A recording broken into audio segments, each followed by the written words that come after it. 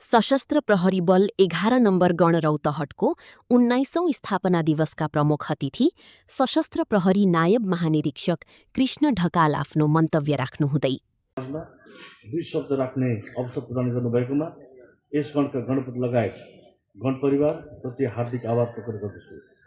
आजको दिन यस गणको लागि मात्र नभई समग्र सशस्त्र प्रहरी बल नेपालको लागि गौरवको दिन हो।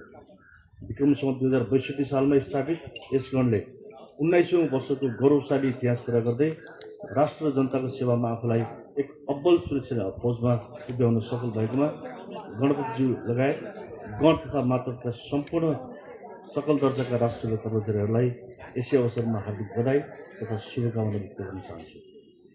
आज यो उत्सवको सबैभन्दा पवित्र क्षणमा म उभिएको छु। मेरो शिर झुकेको छ तर मेरो स्वाभिमान झुकेको छैन।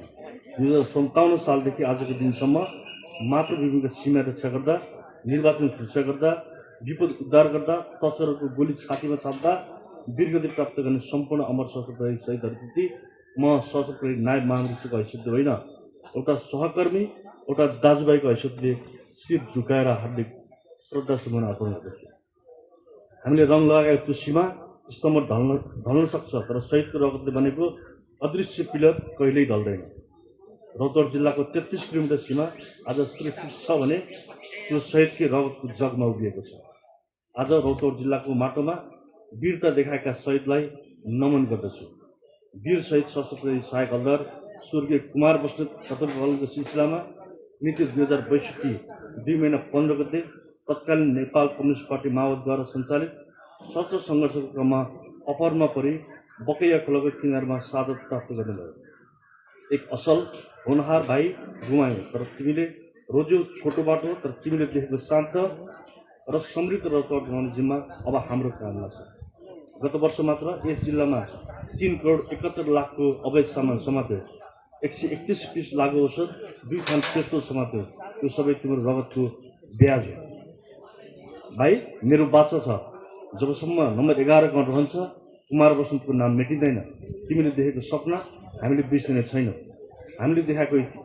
तिमीले देखाएको साहसिक कार्यको लागि सदा स्मरण गर्दै भावपूर्ण श्रद्धाञ्जली अर्पण गर्दछु। साथै कर्तव्य पालनको सिलसिलामा घाइते तथा अङ्गभङ्ग हुनुभएका सशस्त्र प्रहरी कर्मचारीको समेत शीघ्र स्वास्थ्य लाभको कामना गर्दछु। हुन त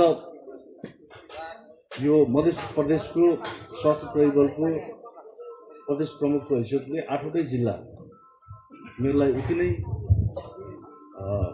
सरकारको विषय रहन्छ, उति नै मेरो दायित्व रहन्छ। तर पनि यस जिल्लामा एसपी भएर बसेको कारणले गर्दाखेरि यो रौतहट जिल्ला मेरो लागि विशेष पनि छ। यहाँको जनताको, यहाँको माटोको, यहाँको भूमिको मलाई बढी प्रेम पनि छ र म बढी सरोकार पनि राख्छु। त्यसै क्रममा हालै एउटा हामीले ऐतिहासिक निर्वाचन सम्पन्न गर्यौँ। त्यो